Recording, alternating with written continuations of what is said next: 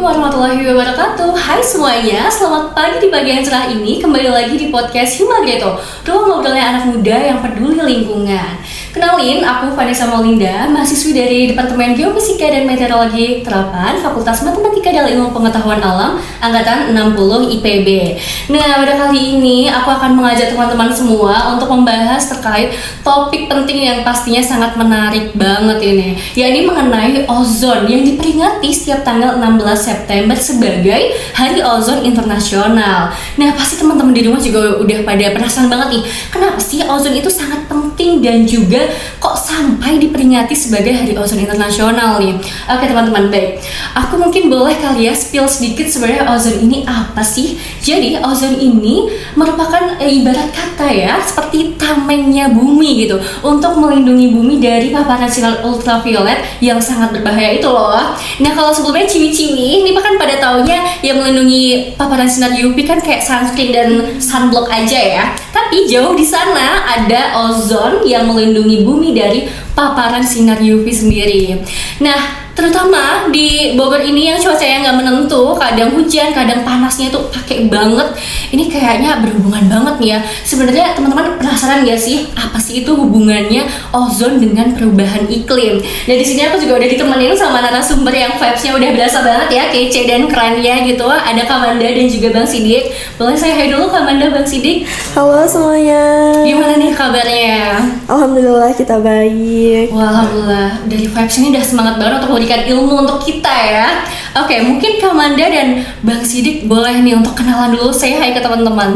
Halo semuanya, halo Vanes dan halo Sidik. Kenalin, aku Kamalia Amanda Putri Francisca dari Departemen Geofisika dan Meteorologi Angkatan 60 IPB University. Di sini aku sebagai perwakilan IGAF, Indonesian Green Action Forum IPB.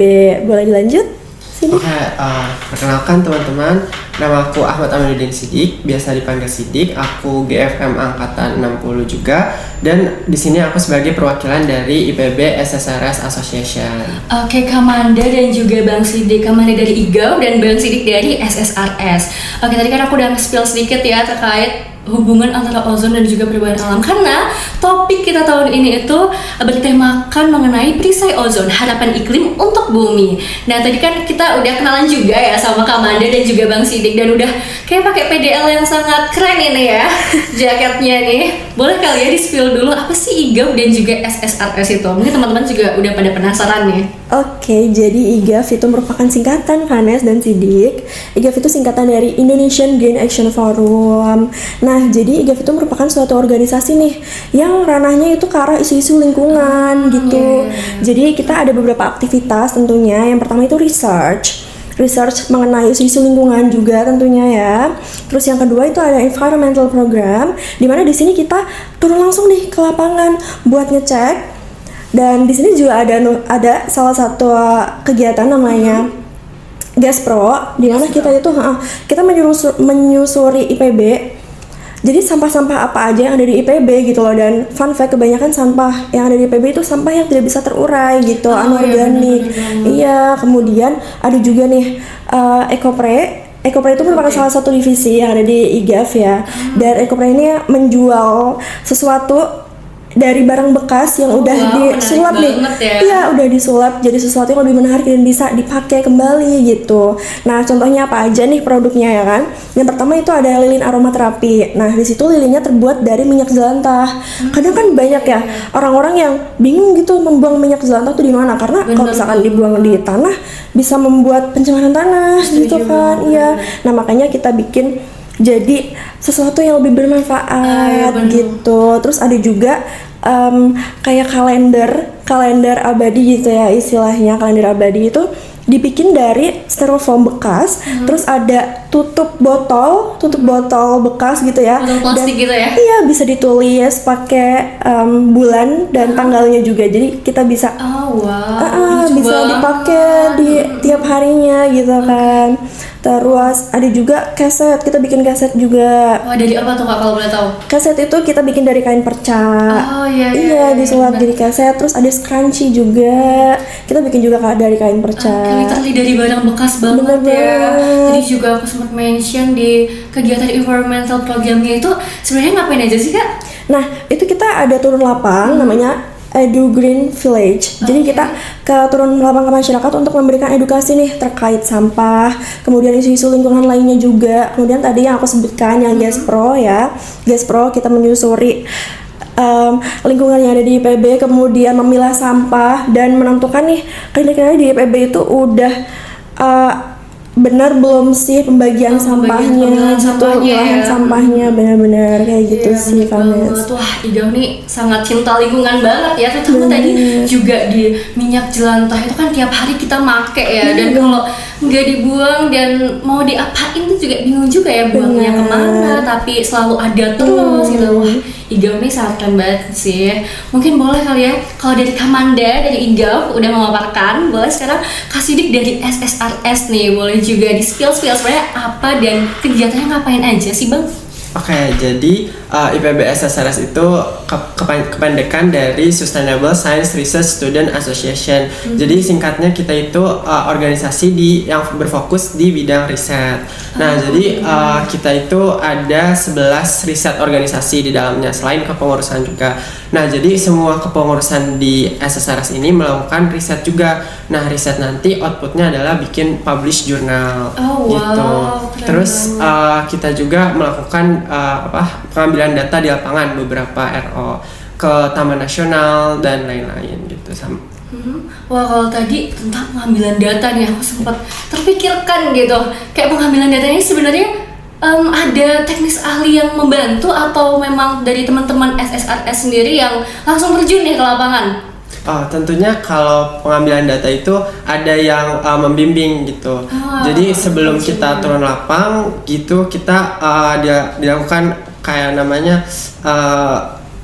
kita diajarin bagaimana mengolah data, bagaimana menggunakan aplikasi-aplikasi pengolahan data seperti biasanya ArcGIS, RStudio, terus Google Earth Engine dan lain-lain. Jadi tentunya kita turun lapang tuh udah diajarin sama ahli-ahlinya gitu. Wah, keren banget ya, dari ahlinya langsung nih. Berarti istilahnya kayak belajar 2 kali ya, di departemen iya, di SSRS juga iya. Wah, udah makin paham banget nih mengenai pengaplikasian yang dipakai. Oke.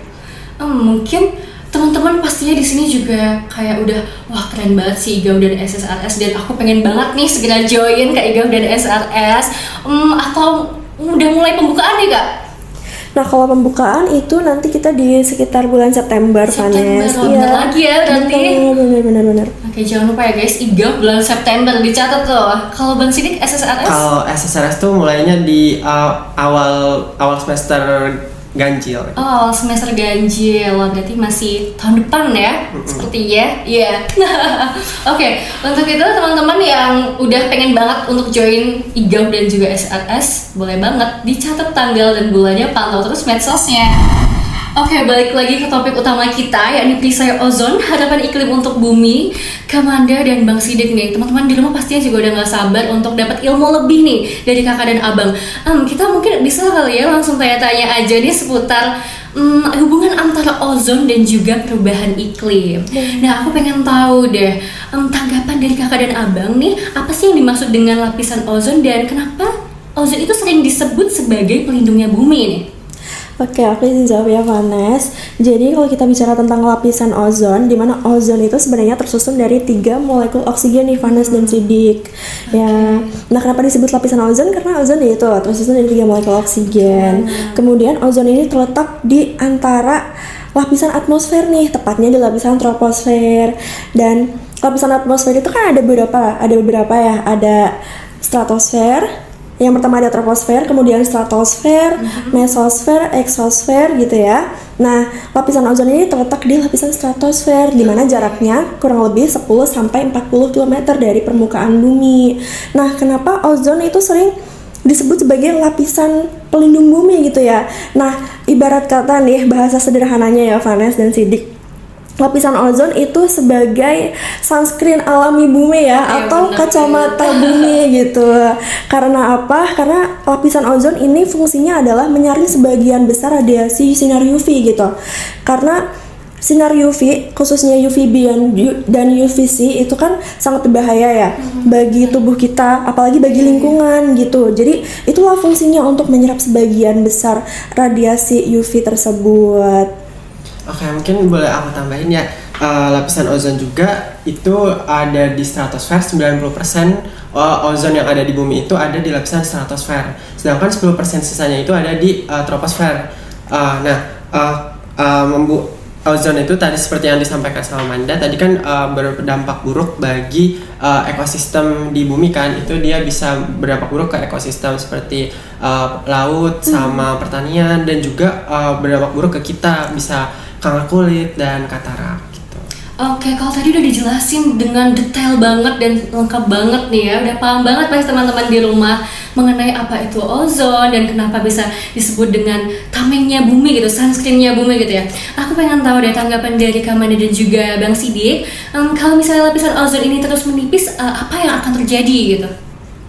Oke, jadi kalau misalnya lapisan ozon menipis, tentunya fungsinya sebagai pelindung bumi atau sunscreen bumi tadi itu juga berkurang. Jadi sinar matahari yang masuk ke atmosfer itu bisa lolos ke permukaan bumi, dan dia membuat suhu permukaan bumi itu meningkat. Ketika suhu permukaan bumi meningkat itu es di Antartika dan kutub itu dia mencair dan menyebabkan sea level rise gitu.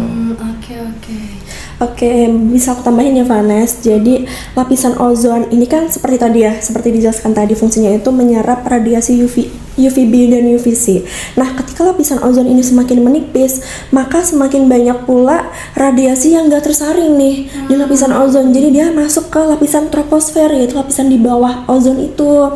Nah, sebenarnya troposfer itu kan tempat terjadinya segala cuaca gitu ya, apalagi sirkulasi angin global, kemudian pola hujan gitu ya, dan suhu juga itu diatur di troposfer. Nah, ketika lapisan ozon ini menipis, kemudian radiasi yang masuk semakin banyak yang tertangkap di troposfer, maka akan mengganggu kesetimbangan yang ada di lapisan troposfer gitu. Jadi pola anginnya juga bakalan berubah, kemudian pola hujannya juga berubah, dan itu akan mempengaruhi lingkungan juga nih.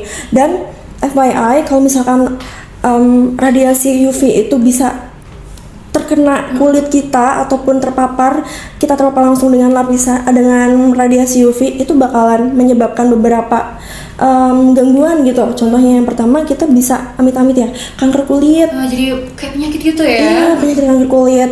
Dan WHO itu memperkirakan bahwa setiap penurunan 10% lapisan ozon itu bisa meningkatkan kasus kanker kulit sebanyak 300.000 per tahun, bahkan separah itu kan Vanes.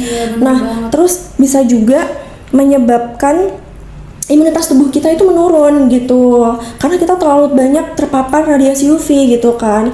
Dan kemudian kita bisa terkena penyakit katarak, kerusakan mata juga bisa. Kemudian selain dampak tersebut dirasakan di manusia, dampak tersebut juga dapat dirasakan oleh lingkungan kita gitu, apalagi pertumbuhan tanaman di pertanian, khususnya kayak padi, jagung, itu bakalan terganggu karena terlalu banyak menyerap radiasi UV. Jadi fotosintesisnya itu nggak maksimal gitu, dan produksinya juga otomatis bakalan menurun dong kalau kayak gitu ya.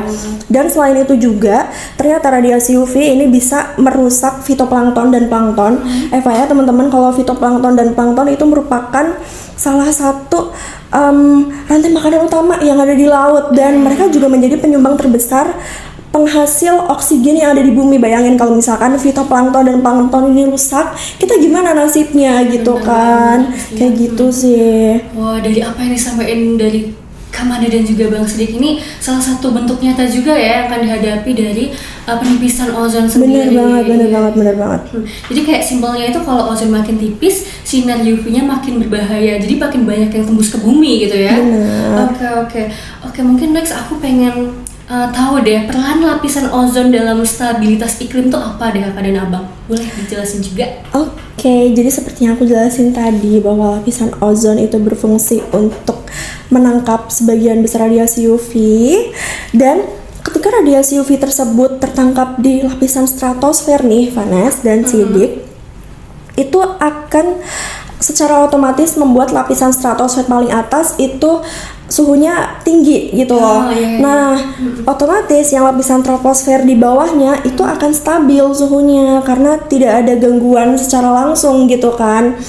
Kemudian karena tidak ada gangguan tersebut, maka pola anginnya itu akan normal, kemudian suhunya juga, suhu di permukaan bumi juga bakalan normal gitu kan, dan pola hujannya juga akan normal. Jadi itu sangat berpengaruh banget sih, Vanes. Oke, mungkin dari Bang Sidik ada tambahan?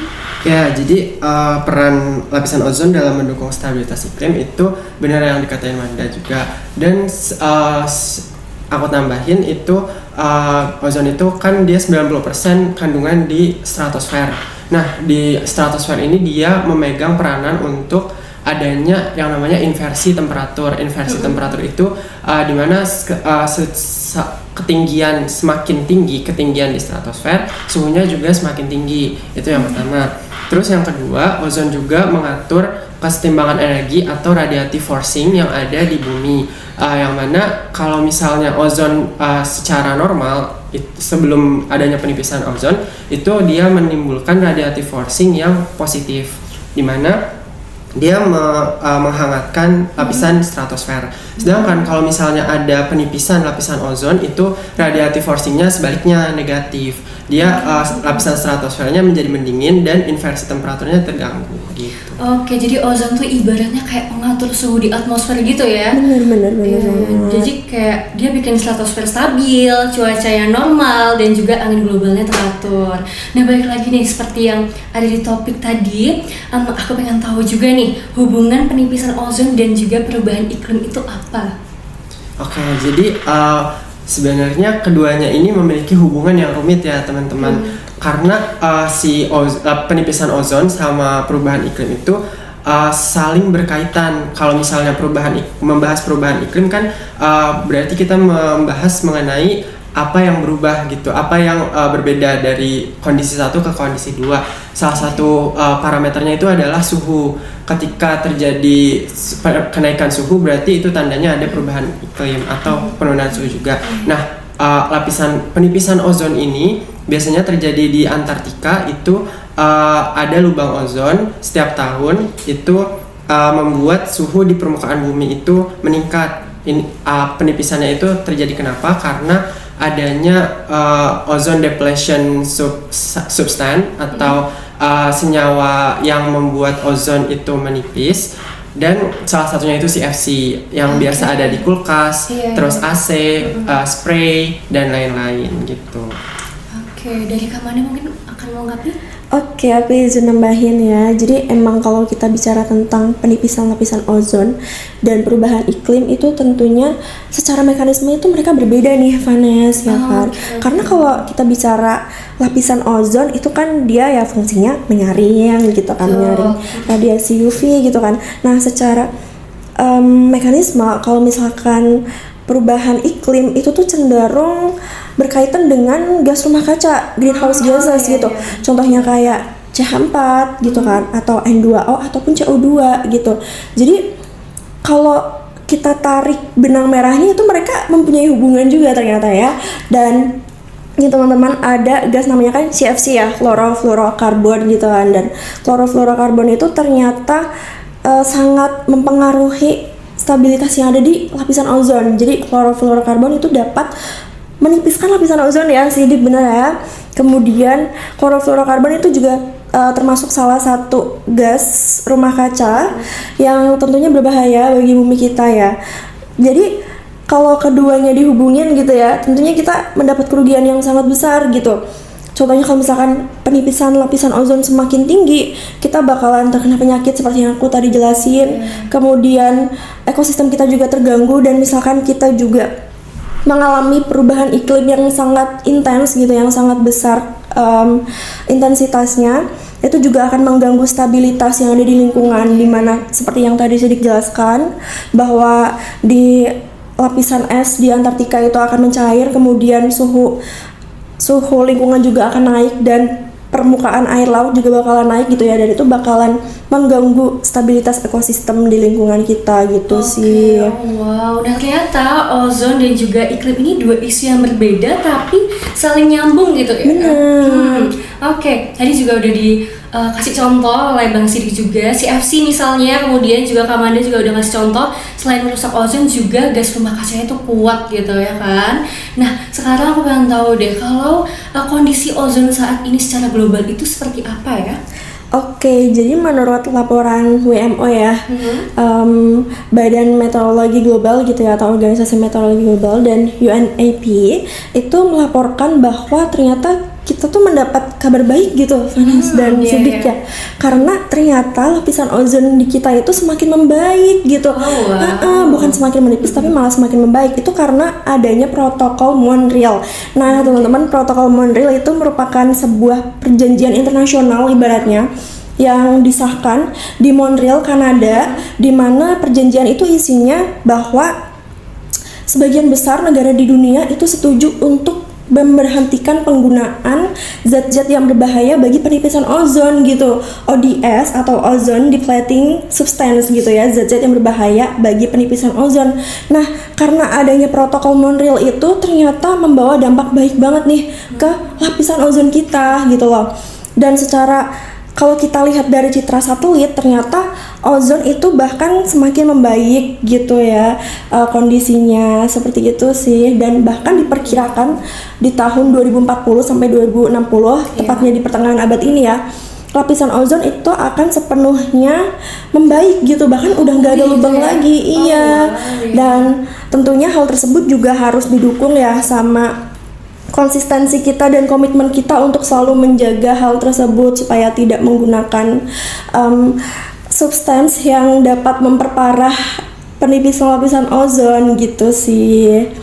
Oke, lengkap banget nih infonya. Bang Sidik mungkin ingin menambahkan juga nih, melengkapi. Iya, aku juga baca-baca ya dari MIT, katanya itu tuh pemulihan lapisan ozon itu terjadi katanya awal mulai 2035, jadi dekat banget. Terus meski apakah ada harapan untuk pulih secara total? Iya ada, tapi kalau misalnya dilihat dari awal, dari sebelumnya itu tuh emang ozon itu berfluktuatif. Jadi dia ada saatnya ketika ozon itu emang tipis lapisannya dan ada masanya ketika lapisannya tebal. Itu tuh terjadi karena fluktuatif secara musiman, terutama di Antartika. Antartika itu kenapa ada lubang ozonnya? Itu karena dia suhunya itu sangat dingin, terutama ketika saat winter, saat musim dingin dia suhunya minus 90 derajat Celcius, dan itu tuh mendukung minus 90 derajat Celciusnya itu selama 5-6 bulan, dan itu mendukung adanya awan kutub stratosfer yang membuat bromin sama fluorin, senyawa yang mempercepat ozon itu terhapuskan dari stratosfer itu menjadi lebih cepat terhapuskan gitu. Oh wow, dari pemaparan Kamanda dan Bang Sidik ini kita dapat kabar baiknya ya, karena ternyata ada protokol Montreal tadi, lapisan ozon pelan-pelan mulai pulih. Jadi masih ada kesempatan untuk kita ya dalam mengaksikan global bareng-bareng untuk memang benar-benar berhasil gitu. Benar. Oke, Kamanda dan juga Bang Sidik, apa sih bentuk peran generasi muda nih dalam peran pentingnya generasi muda khususnya dalam menjaga lapisan ozon ini sendiri? Oke, jadi generasi muda tentunya sangat berperan penting, terutama kita sebagai akademisi, sebagai mahasiswa ya teman-teman.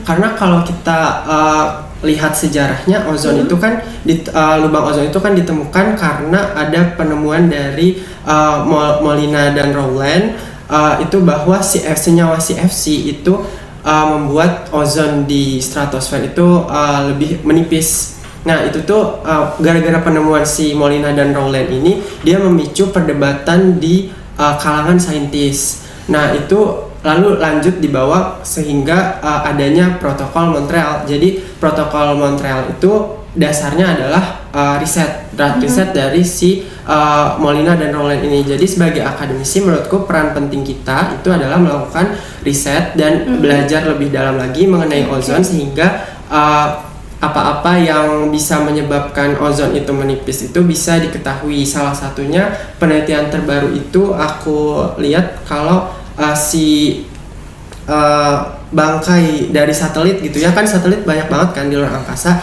itu katanya kalau misalnya satelit udah nggak dipakai, udah rusak, dia skalanya 5 tahunan, itu dia turun ke permukaan bumi, tapi kan terbakar tuh di atmosfernya. Nah itu tuh serpihan-serpihannya itu terkumpul di stratosfer dan itu tuh membuat klorin sama bromin lebih cepat bereaksi gitu.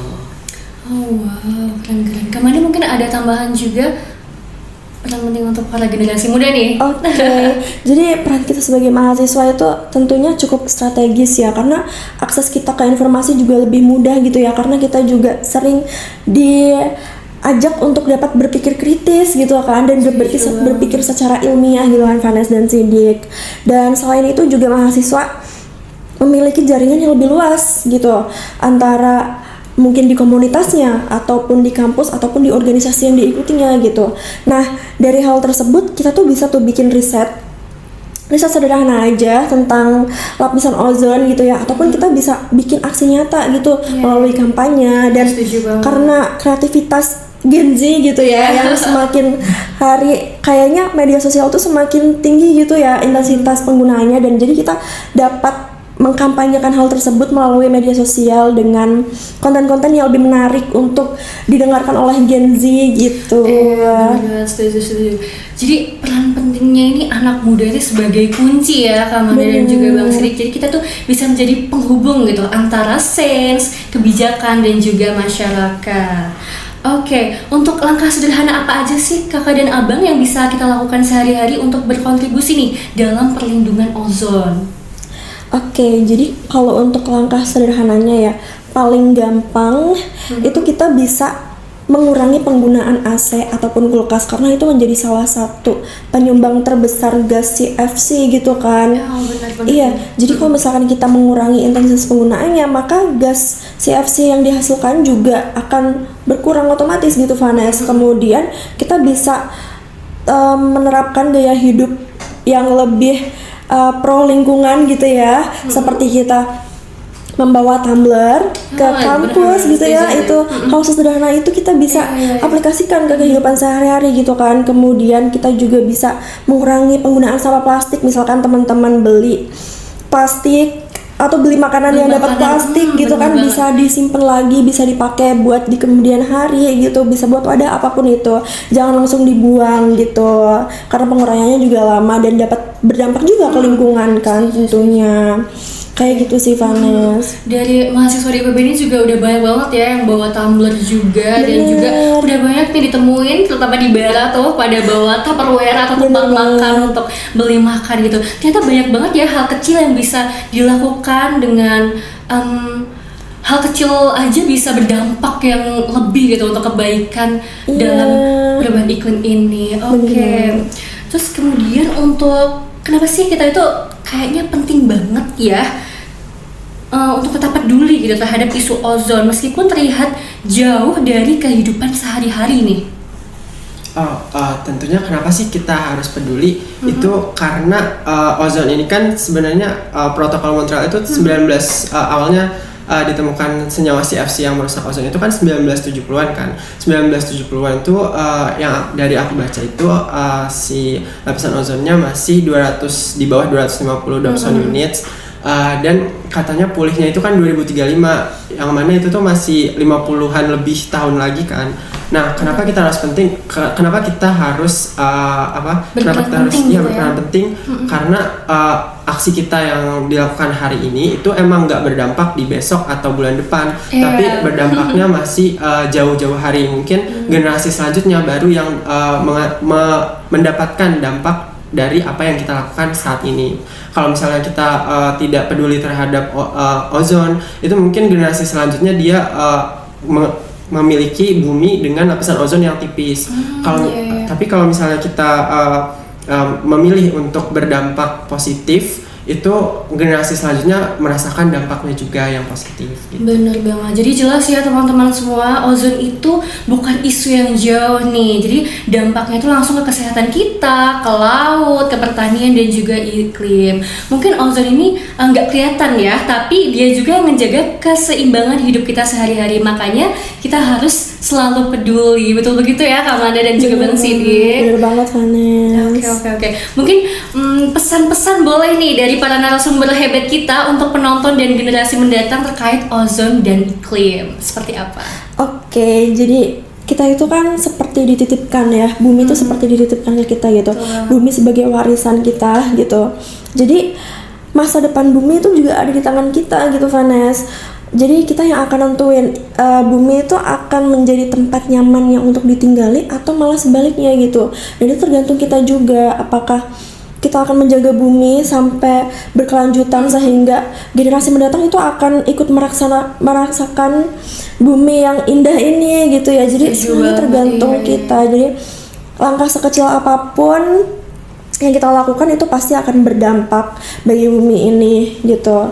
Dan kalau bukan kita yang memulai untuk menjaga bumi ini, siapa lagi gitu. Setuju banget sih, betul. Kalau dari Bang Sidik nih, pesannya untuk para generasi muda dalam menjaga ozon ini gimana nih Bang? Sama sih kayak Manda itu, pokoknya aksi kita di hari ini itu harus dipertanggungjawabkan untuk generasi masa depan. Karena ya kita nggak boleh egois untuk kayak menyalakan AC secara terus menerus atau menyalakan kulkas terus menerus, tapi kita juga harus peduli sama generasi di masa yang akan datang supaya mereka bisa merasakan dampaknya juga. Setuju banget. Nah dari obrolan barusan kita bisa tarik benang merah nih teman-teman. Kalau ozon itu benar-benar penting banget untuk kita. Gak cuman untuk jadi tameng aja nih bagi sinar UV yang masuk di bumi ini, tapi juga kabar baiknya kita punya harapan pemulihan ya yang masih ada dan tetap terbuka kalau kita semua itu ikut berkontribusi. Jadi ternyata langkah kecil sehari-hari juga berdampak besar untuk bumi. Jadi intinya kalau mau bumi tetap aman dan nyaman,